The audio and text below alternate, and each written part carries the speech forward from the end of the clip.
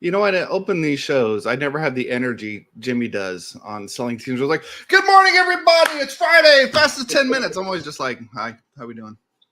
Jimmy's got that energy 24 hours a day. Yeah. So, hi. We're back. Teams Fridays. We took a summer break. Ryan and I in the pre-show were just talking. I had been to in like a 4-week or 5-week span. I went to Toronto, and this is like with this trip had no. I slept at home one time.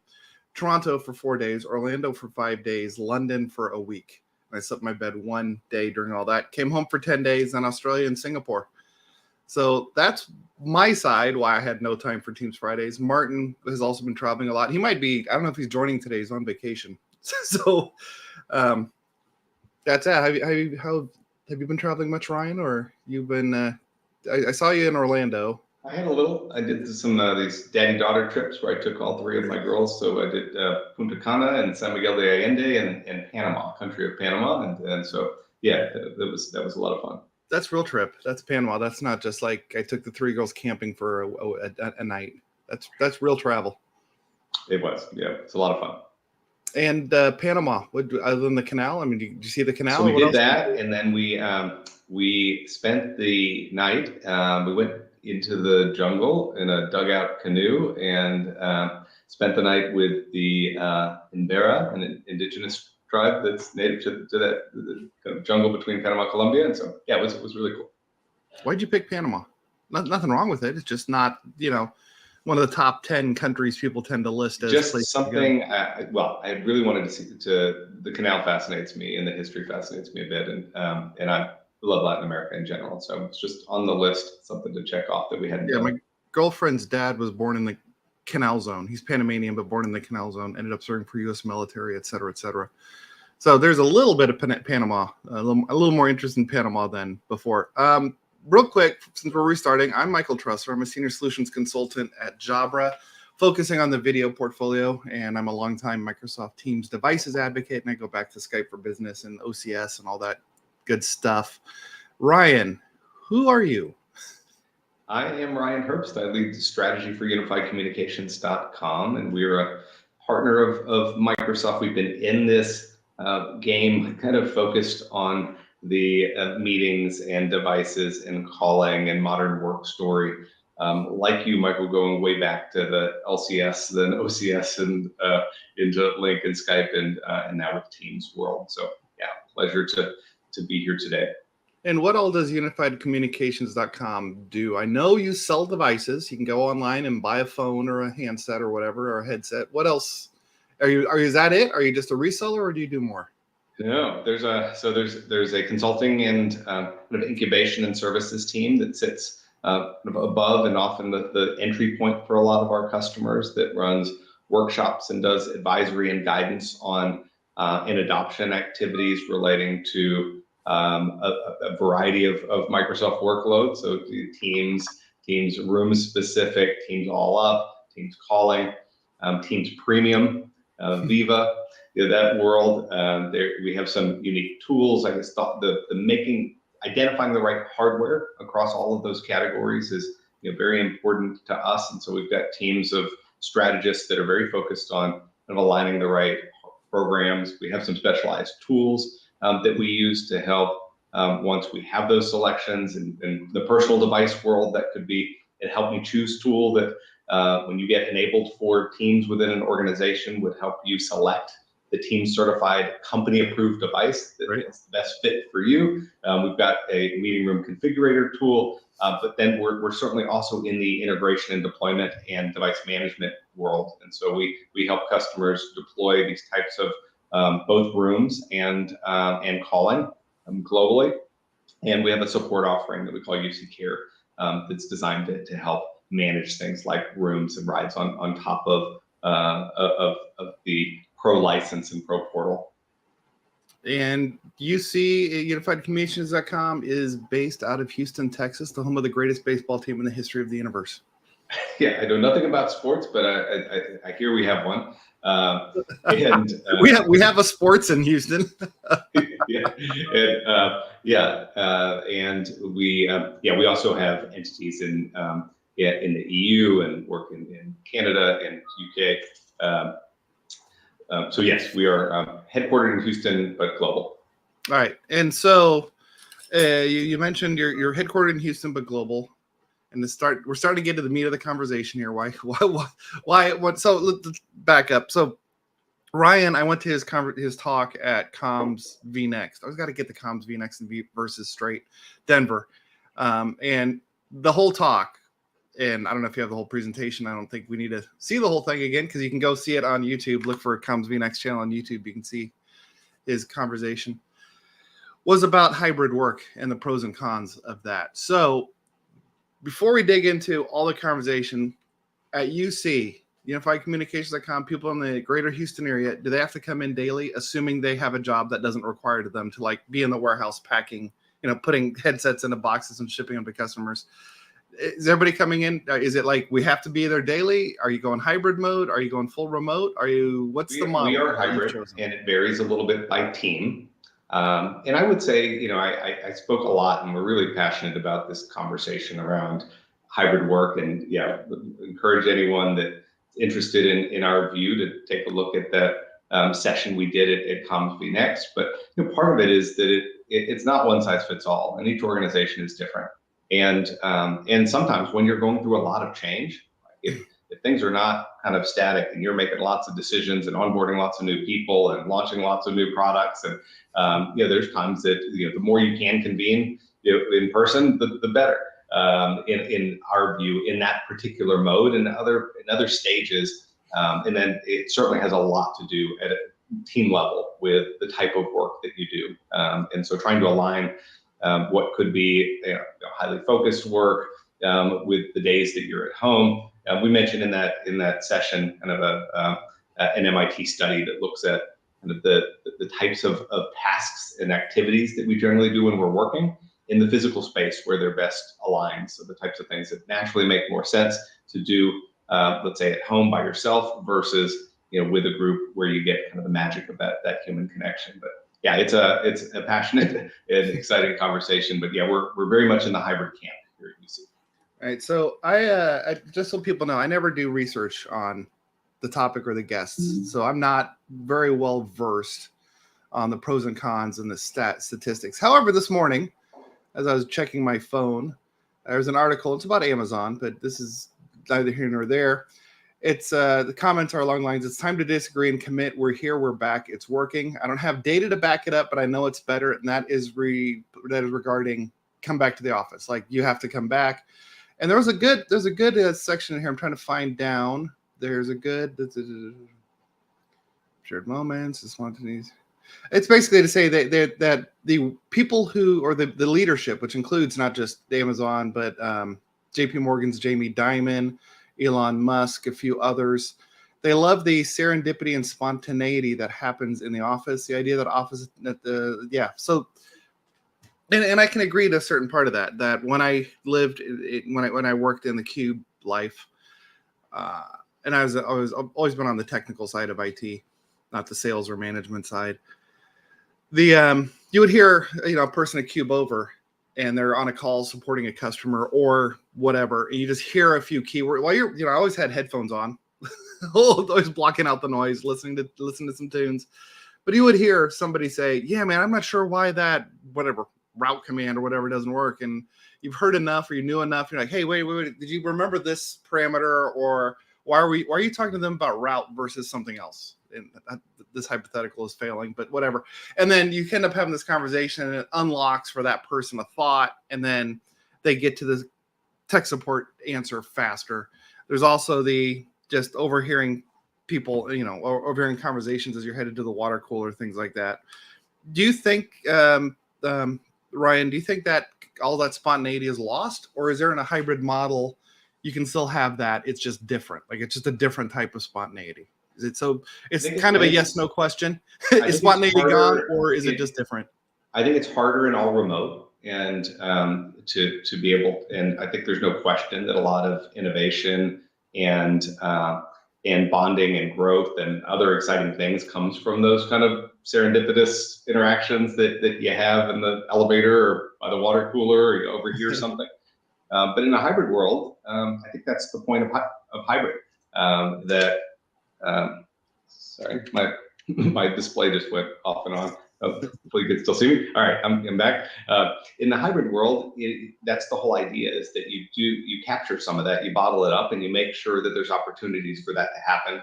In the times that we're together. It's not impossible to create some of that on the virtual side. It just, you got to put a little more work into it, but it's certainly harder. I think it's harder for it to be just ad hoc, and so certainly in the days that you are in the office, and really important in the hybrid side is to create a program that people are in the office together. Teams are in the office together, but not just teams, other people. The last thing we want, the things we know really don't work, are these hybrid models where everybody just loosely picks when they want to come in, and the day I come in, nobody's there, my team's not there, empty office. Like we know that type of thing doesn't work.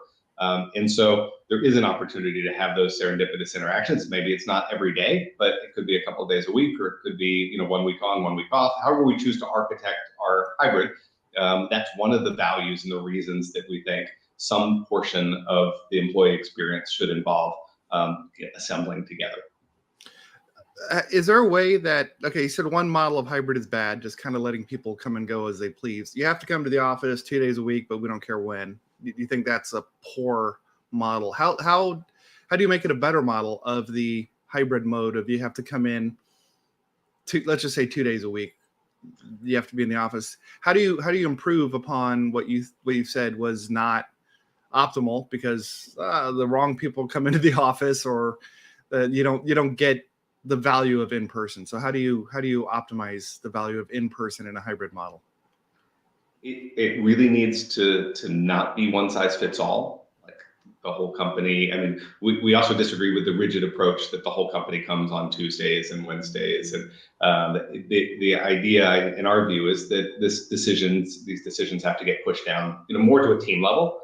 And so based on the way a particular team works, then they work on a schedule, based on where employees live and the nature of the work that they're working on. It's harder work for the manager, but it's important and some teams may need to be there more than others. A team that's onboarding new employees or doing a lot of collaborative work may need to be there, 3 or 4 days a week. And then there could be, folks who are mostly doing focused, individualized work, and for them maybe 1 or 2 days makes more sense.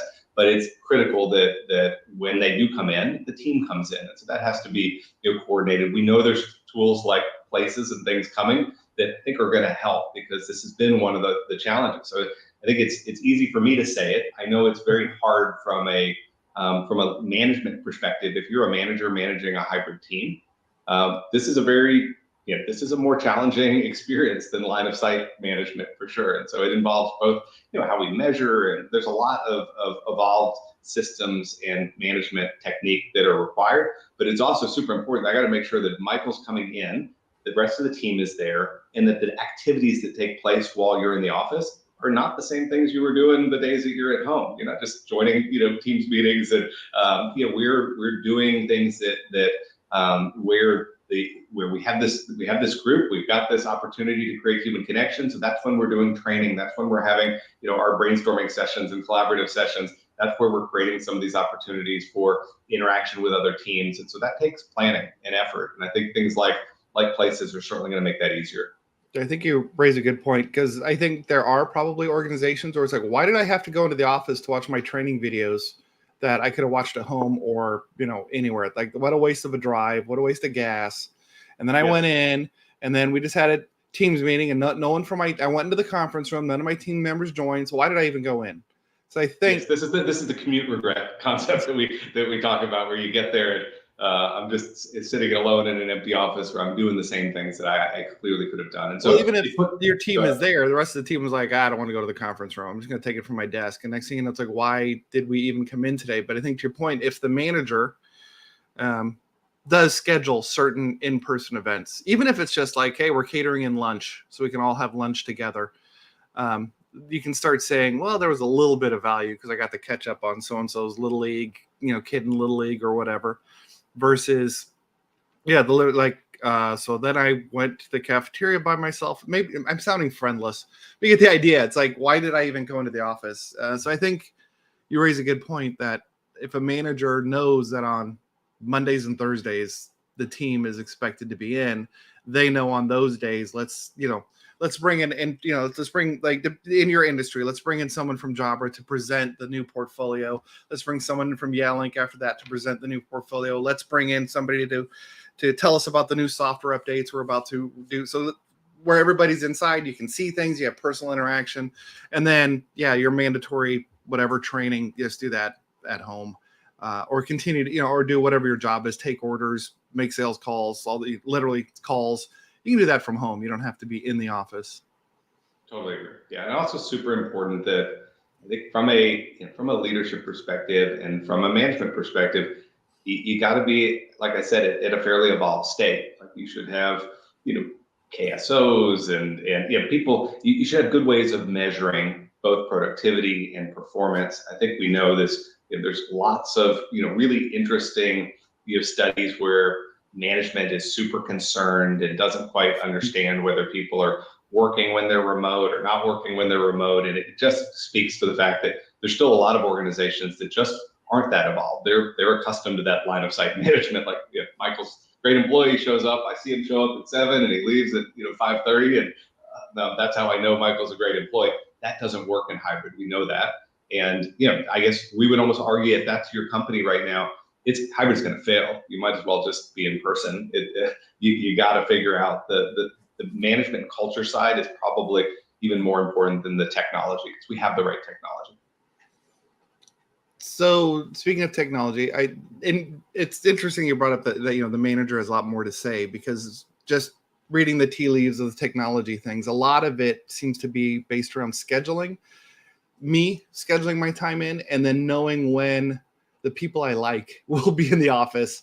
And then we can all schedule in the same general area of the open cubes, right? Like the open spaces. We'll do that. There seems to be a lot on the employee side of scheduling. It sounds like to you, the manager is more important. The manager says come in on Tuesday, then the employees can decide kind of, I want to sit near Ryan and I don't want to sit near Tom.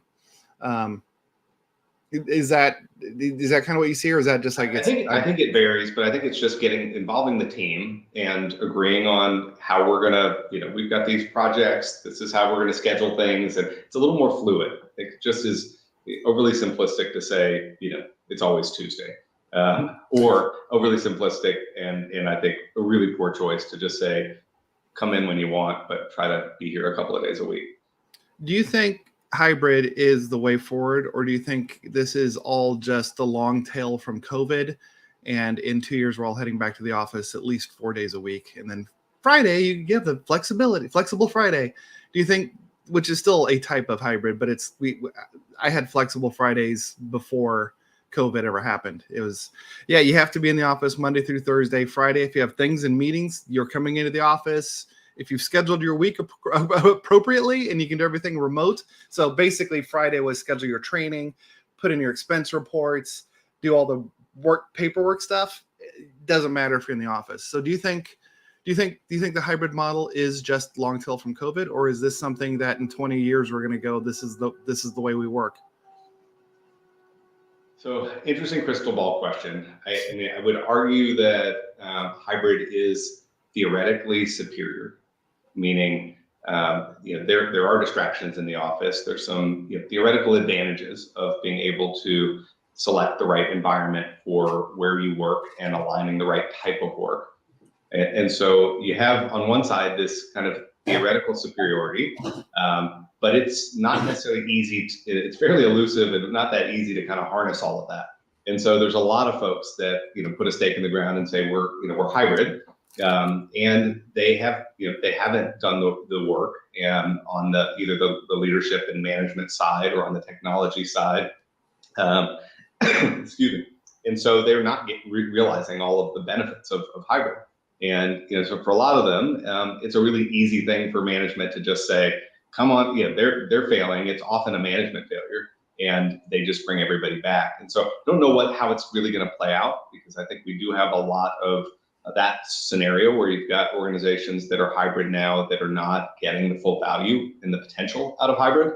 And so the simple, easy choice for leaders is not to do the hard work that would result in more productivity and kind of a better outcome, the easier one is just to pull everybody back. So I don't know exactly how it begins to play out. We know we're seeing more of that. We've got some pretty vocal leaders out there who have made those choices. And I think we also have to recognize that a lot of leaders, that's their world, their history. They grew up in the office. The office is where all the magic happened and how their whole career, flourished. And so, many of them have kind of tolerated this conversation, through pandemic and afterward, but in the back of their head, they were waiting for the opportunity to pull everybody back. And so, don't know. I'm hopeful because I do believe, again, sorry, long answer, but I do believe that there is theoretical superiority and that this model offers a lot of benefit.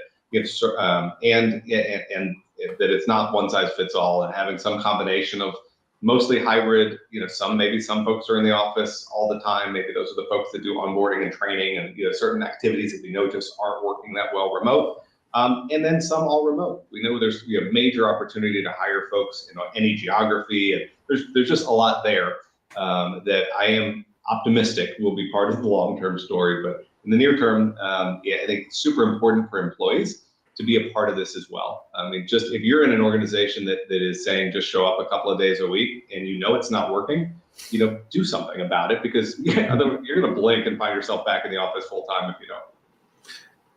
Do you think there are financial savings or costs to the hybrid model? So the savings is at least real estate. We don't have to have, we have much smaller spaces. We don't have to have a chair for every employee.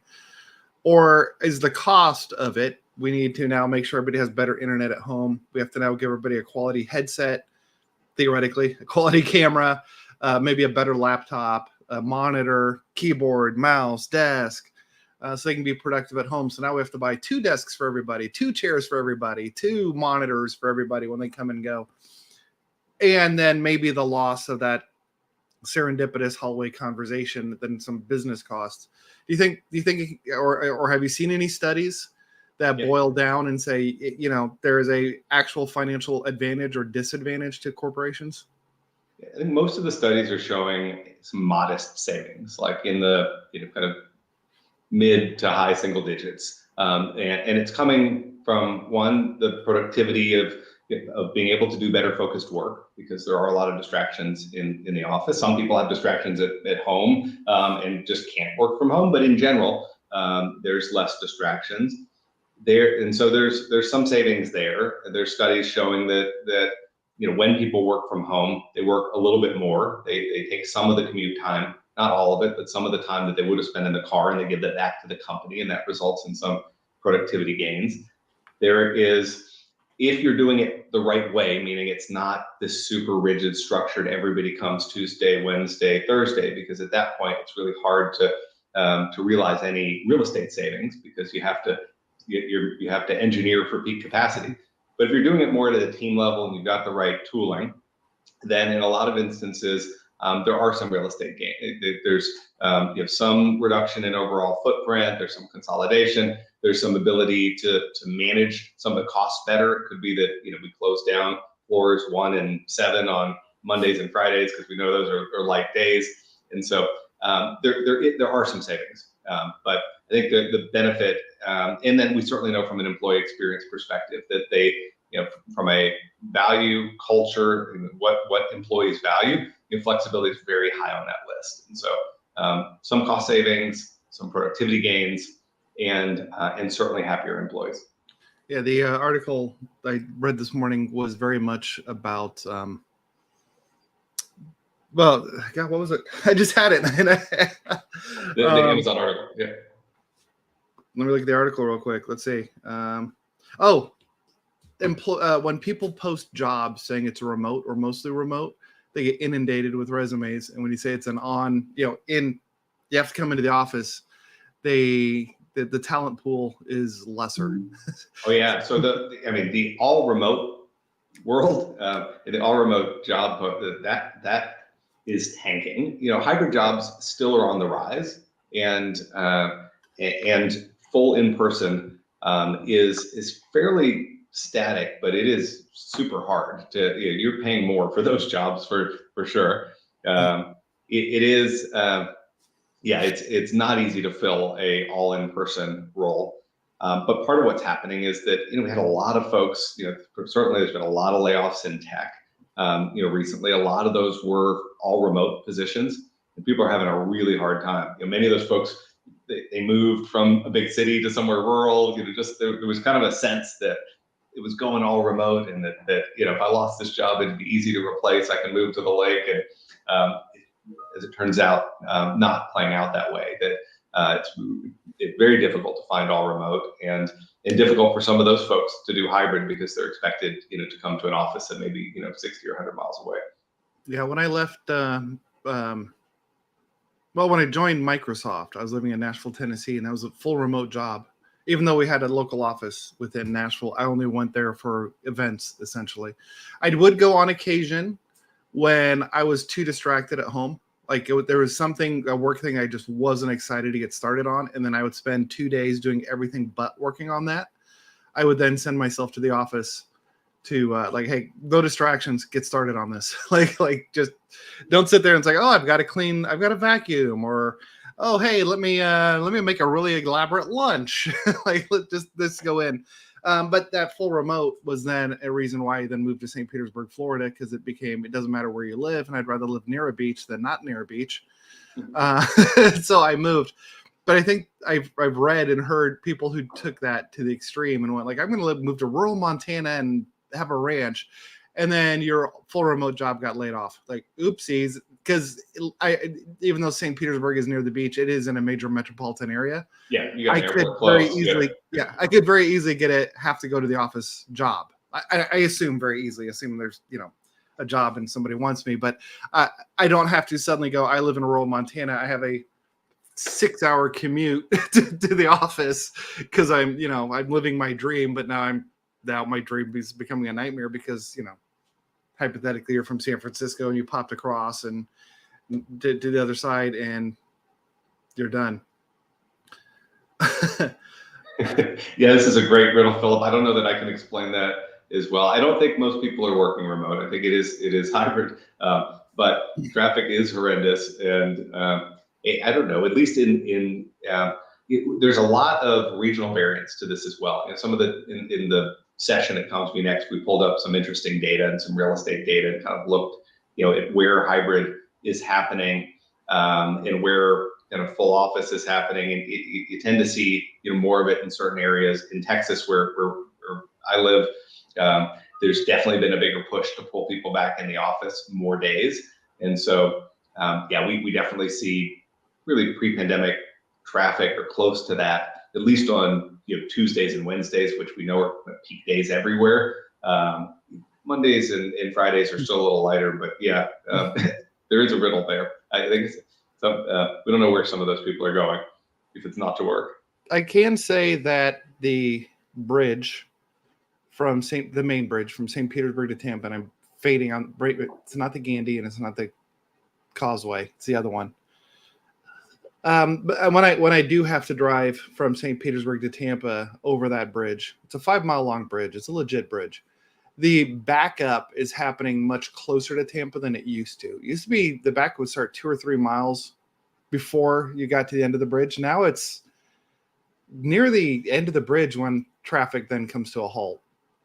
So I think, yes, there is still commute. Now, interestingly, on the Here's I love that. That's another good barometer. So like we had the water cooler in my session. We talked about kind of the water cooler, or the company that makes water cooler that's measuring how much water they're dispensing now versus pre-pandemic. We know that there's turnstiles for the subways that are being measured. We know we're measuring office key card entries, and we could start measuring the bridge. You could very much measure the bridge, but kind of like answer the conundrum. Why is the drive to Tampa at rush hour shorter than the drive home? Just ostensibly, it's the same people driving the same path at the same time, but why does it take 10 minutes longer to get home than it does to get there when you're getting there during heart of the rush hour? You could say, well, the southbound interstate isn't as optimal as northbound. Better lanes or whatever. That's not going to explain 10 minutes. So that's what I've never understood. Unless, and my guess is at 5 p.m., people are supposed to leave at 6 or cutting out of work early. So you have more people aren't in a hurry to get to work, but in a hurry to leave work. So then you have a bigger crush at 5 to get out of work than people. If I get there at 7:45 or 8:45, I'm still there. So that's another the story I've come up area with to explain that. Some of the forthcoming technology. So, the idea of something like Places that may tell me it's a good time to leave early. You've got enough time based on traffic conditions to go transition to home and do your last meeting from home. You'll save 22 minutes in traffic. Sure. Now there's room for technology to add in this hybrid world, to help people make some of these decisions in a more intelligent way, because it doesn't make a lot of sense. We know sometimes leaving 20 minutes early could save 30 minutes right. On the traffic side, and I could be back doing so I think there's a little more of this kind of fluid swapping between what maybe home or office or home and co-working space, that type of thing, and that there is been this kind of missing element that to really help drive the scheduling and to help proactively kind of encourage some of those movements. On the technology side, Logi and Crestron have both recently announced desktop smarts, intelligent, whatever you want to call them, signs, for lack of a better word, intelligent signs that let you know where to go. You can book it remotely. There's a lot of, I know Zoom has had booking software for a long time. There's a lot of good third-party booking tools. Do you think technology is going to help make the hybrid thing work better? Is technology, and I'm talking like in the office, these booking type solutions, is this a legitimate helper, or is this just companies trying to throw their hat in the ring going, hey, we're a hybrid technology company? I think it's legitimate. I think it's been just part of the kind of missing piece of the puzzle is figuring out the scheduling, making it really easy. I think we know as part of that kind of real estate savings world, we're going to have a lot more hot desk. It doesn't make sense to give me a dedicated office, for 5 days if I'm in the office 2 days a week. But it hasn't been such an easy experience. And so I think how to book, how to schedule, and more importantly, I think some of the intelligence that AI can bring to help the team, maybe help that manager create that environment for the team where they're fostering the right interaction and they're managing what is fairly complex scheduling, but also making it really easy for the employee that when you do come in to book your desk, your parking space, your locker, all that type of stuff, because I think that has not been easy. We haven't had really a great technology to support it. And then along with that comes the analytics and insights and data that organizations can use to really make good decisions around, do we have enough huddle rooms, and do we have enough lockers, and should we shut down this floor? Should we get rid of this floor altogether? I think the sensors that come with this and the ability to manage these spaces, or as well, including something like a hot desk, super important to the overall planning around hybrid. So you think one of the among things like more easily being able to tell, hey, Ryan's coming in on a whim on Wednesday. It's not mandatory Wednesday, but he's coming in. You know what? I think I'll do too and have lunch with Ryan. Besides that, you think there's a huge value to the analytics and metrics, because what I've heard is the metrics have basically involved how many people are badging in, but you don't know where they're going. You can kind of tell maybe if they're using a conference room, but if they're taking their own laptop and putting in a docking station, you're not getting any insight into where they are going, where they're working, what spaces are the people like more. You can always do surveys, but then, good luck with your 10 to 20% response rate.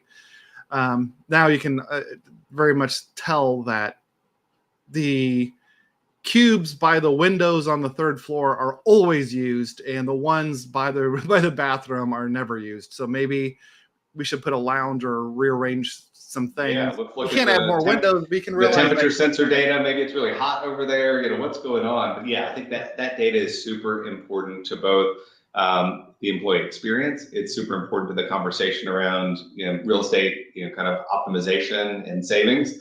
And the more data, and it's super important to the idea of making it easier for an employee to write, just prompting with some prompting outside of structured schedule, but something that can both maybe encourage me to go on a particular day because my coworkers are going to be there, but also make sure that when I do book a hot desk, that it's close to the team that I want, and there's just a lot there that technology can help with.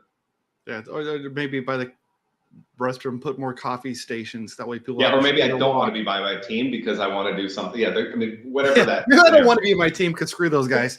Yeah. What else? Yeah, anything else we that I've missed?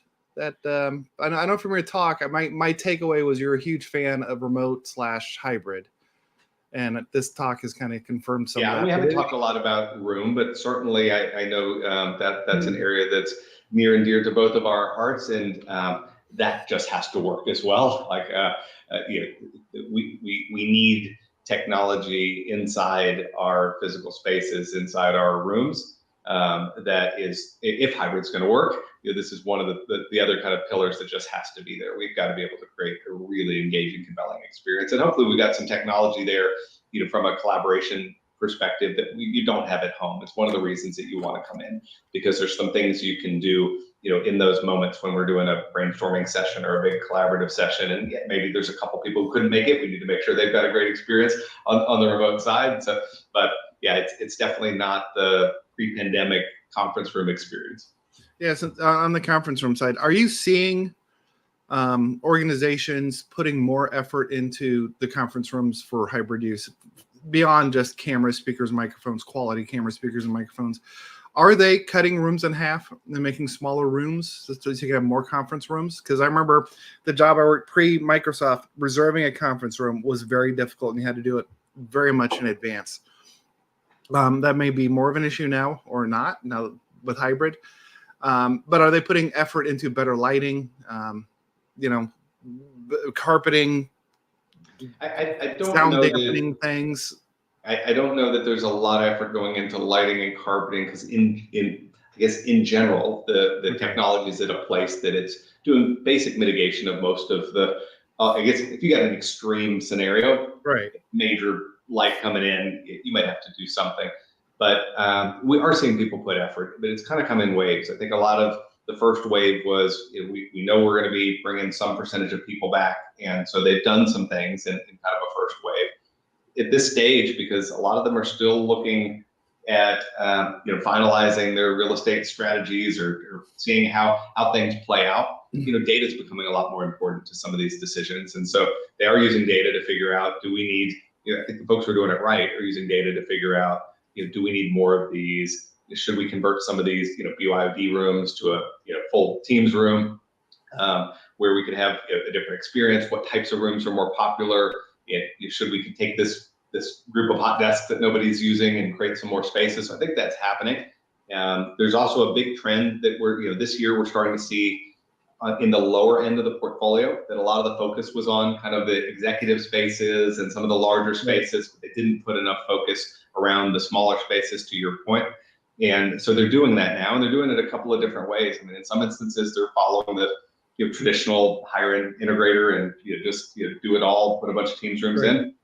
But this is this is a year where people are being fairly cautious from an expense perspective, and so we're starting to see some more kind of DIY and unified communications. We're seeing a lot of that, where customers are saying, what was the focus in huddle rooms where we didn't feel like we had the budget to go put something like a full Teams room in.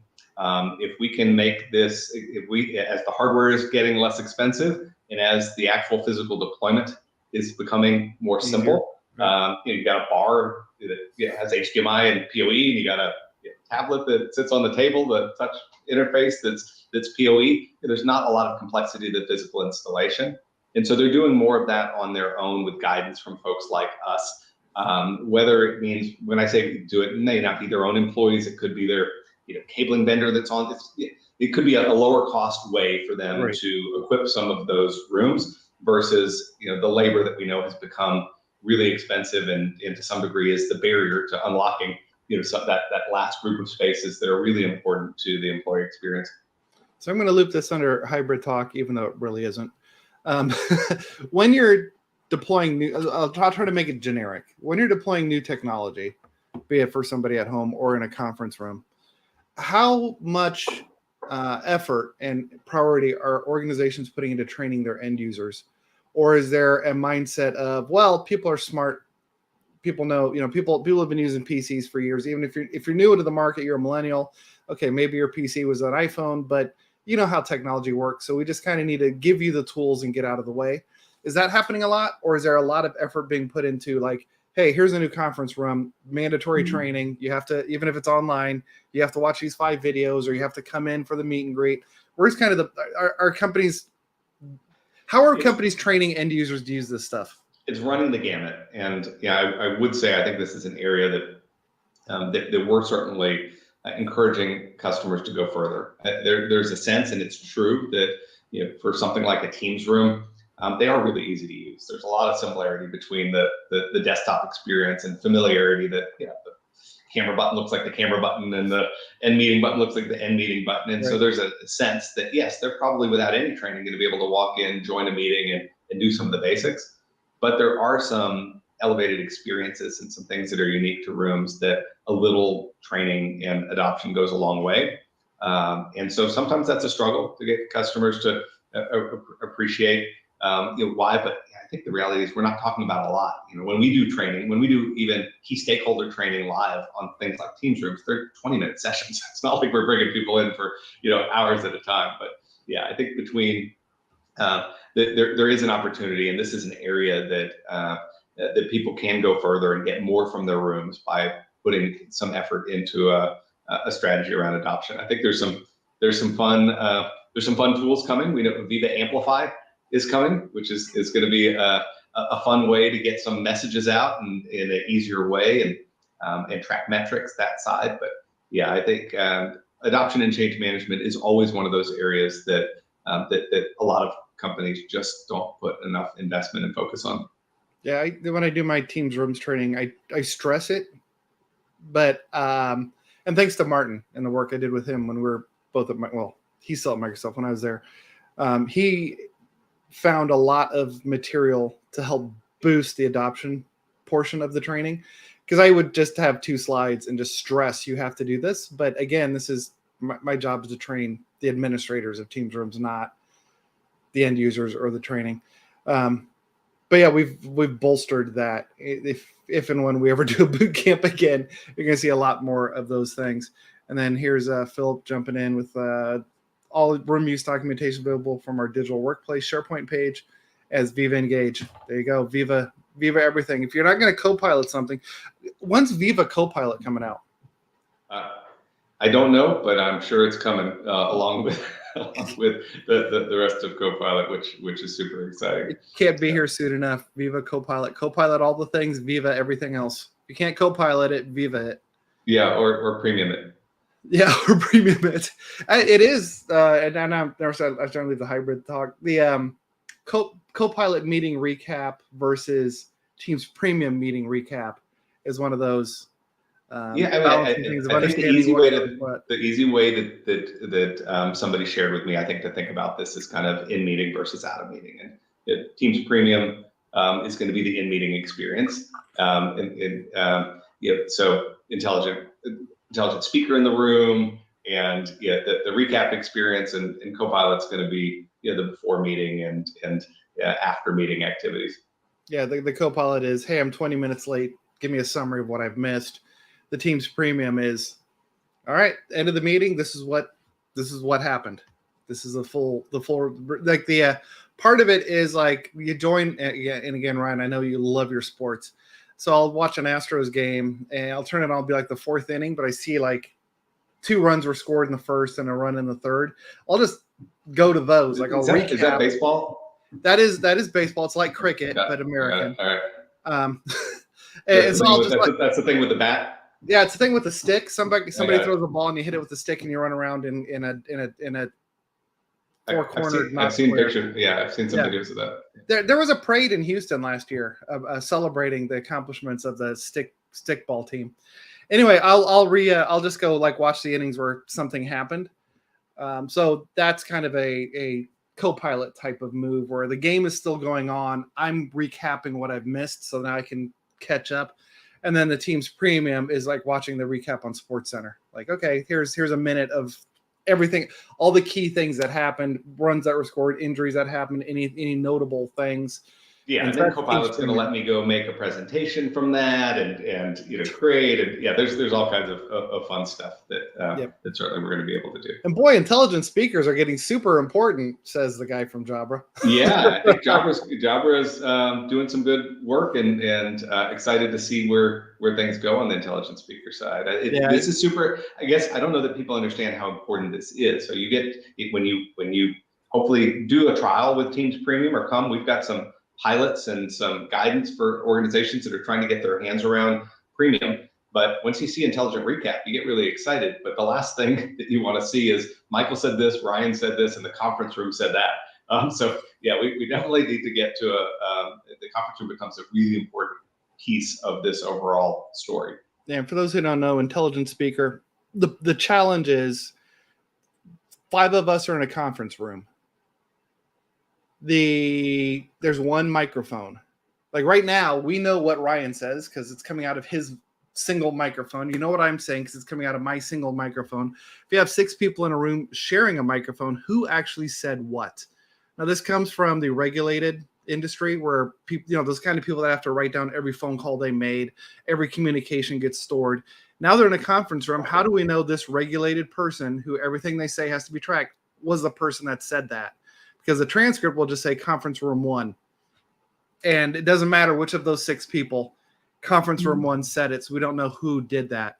So now if you put in an intelligent speaker and then people have to train teams on their voice. If Ryan and I are in this conference room with this intelligent speaker, it'll say Ryan in conference room 1 said that, Michael in conference room 1 said that. Philip put a thing, unfortunately, there are no intelligent speakers in large venue spaces. That is as much a limitation of Microsoft as anyone else because they still can only track 10 voices. So it's unlikely. It's going to get better over time. And face is also a component of it, and that will be coming. And so between face and voice, there's going to be a lot of interesting things that will come. But yeah, I think there's an emerging story there that's going to get better. And always say this because anytime we have this conversation, there's somebody. This is opt-in, and you're not going to be forced to do it. And some people can do it and not others. And so yeah, all of that's in place as well for an organization. But there's a lot of opportunity with this type of technology in place alongside the AI Copilot and things like Premium to take to garner a lot of new productivity gains. And to an extent, this does tie into hybrid in that we remote. When you're in Teams, if you imagine the Teams layout on the right, it'll show Ryan Herbst, Michael Tressler, whatever. People in the conference room, there are no names. They don't get their own squares. So you don't know if it's Danny Hayasaka speaking or if it's Philip Ozek speaking. I don't know who these people are. I just came to the meeting late. I missed the introductions. Exactly. So facial recognition will then eventually say underneath, and you get your own square with multi-stream. All this stuff there's a lot of money Microsoft and Zoom and others are putting into making the conference room act like the desktop client. Great. All right. Anything else, Ryan? Anything other things top of mind? No, this has been a are you ton done of fun. with me? Yeah, no, I love it. Yeah, I'll go as long as you want to go, but this has been a lot of fun, and it's always fun to connect, Michael. And I would love to come back and do this again with you when Martin's back. Yeah, we'll get some intelligent questions out of Martin. I don't know if he's more intelligent, but he has that English accent, so he sounds smarter. He definitely sounds smart. It is smart. Yeah. People can reach you. I put it on. I put the link to the Comms VNext thing if you want to see. Like he had how many sources did you reference? It had this was really hard because one of the mandates I gave myself was trying to not use any data that wasn't current. And a lot of the data that we see, it's still referenced a lot when you see like a hybrid study, is data that was born in 2019 or 2020 or 2021. And I think we just know that it's a different moment. It even feels different. Man, July feels different than even April, or it just is an evolving world. And so I think 30-ish sources, but it was a lot of work to try to find some really interesting data and then have to throw it out because it was published in 22, but it was from a study that came from 21, and it just didn't fit. Yeah, so watch his Comfy Next speech. I make a cameo just because I showed up late. I wasn't able to do a co-pilot. I actually had to wait until the Teams Premium when it got published to YouTube and then go back and, and watch the parts I missed. But really good, which is why then Ryan and I decided to have this thing, is because he's put so much time and effort into studying and understanding the hybrid model, post-COVID work. Partially, I think, tied to your job, but I think you just have a passion for this. This is one of those things you geek out on. We're doing a lot of organization and executive consulting and guidance around this as well. Some of the management and culture side. So yeah, certainly anybody out there who has an interest in having a conversation around hybrid or wants some insights, don't hesitate to reach out. Yep. And if you're not sure, that sign behind his head that says unifiedcommunications.com, head over there, and there's plenty of links and things, and maybe buy a Jabra headset while you're over there. All right. For sure. All right. Thanks, everyone. Thanks, Ryan. And we'll be back in 2 weeks. I'm not sure who's there, but we've partnered now with empowering.cloud. So that means we have to be more professional and not just find guests like 2 minutes before or 2 days before. We got to get it scheduled out. I know who we wanted to talk to, but I don't know if we've finalized it. But anyway, we'll see you guys in 2 weeks. Thanks a lot, Ryan. And bye, everyone. Thanks.